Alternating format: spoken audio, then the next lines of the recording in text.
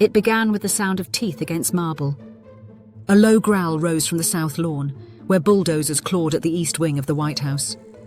The symbol of democracy was being gutted in daylight. Cameras strained behind barricades, trying to capture what generations were told would never happen: the deliberate destruction of the people's house by the man living inside it.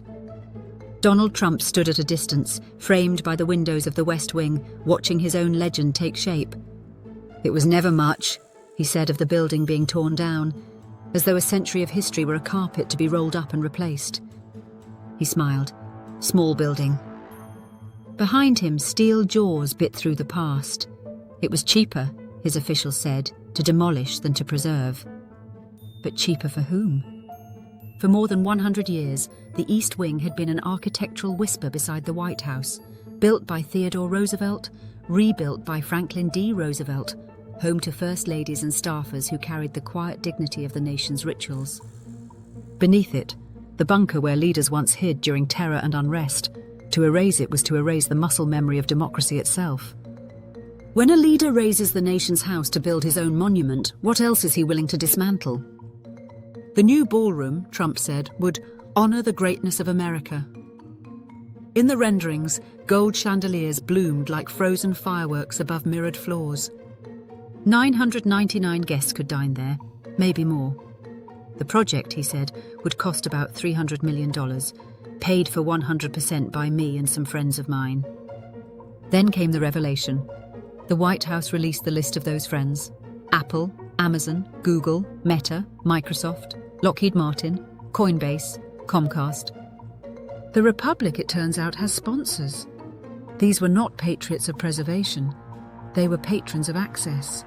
Corporations with contracts, interests, and influence now literally embedded in the architecture of power. A public monument rebuilt by private money. The People's House, for sale by invitation only. To understand what's being destroyed, you must understand what's being replaced.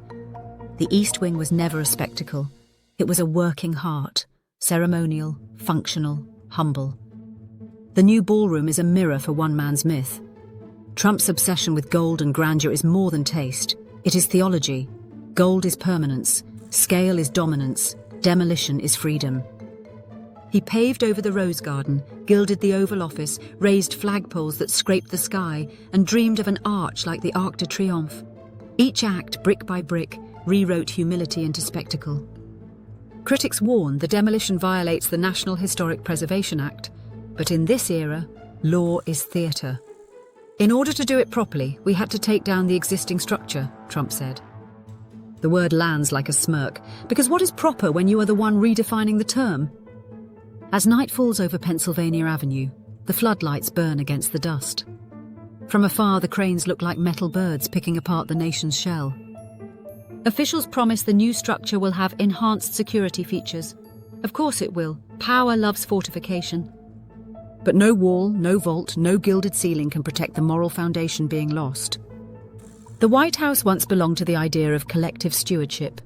Now it stands as a showroom of private wealth. And yet memory has its own defiance.